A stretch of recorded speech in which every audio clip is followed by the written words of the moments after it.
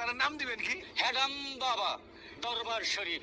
আচ্ছা, ওই জায়গায় হেডাম বাবার মাজারে গিয়া মাঝে কি কি এই যেমন পরকিয়া, প্রেমের সার্থকতা, হ্যাঁ। পরে সুন্দরী বউ নিয়ে ভাগ্যা যাওয়া, পরে সম্পদকে লুণ্ঠন করা, পরে সুস্থ ব্যবসা প্রতিষ্ঠানে আগুন জ্বালানো, পরের সুখের সংসারে কুটনামি করা, এই ধরনের কিছু প্রকৃত অভিজ্ঞতা যা আমার দরবার থেকে তারা সংগ্রহ করতে পারবে।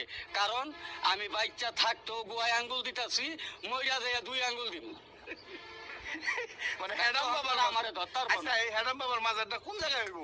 সেটা আমি জানি না, সেটা আপনাদের মতো জনগণই তখন ঠিক করে নেবে যে কোথায় আমার মাজার হবে, কোথায় বড় বড় সিন্দুক বসানো যাবে, কোথায় মাসে মাসে হাদিয়া নামে চাঁদাবাজি করা যাবে, এই আর কি।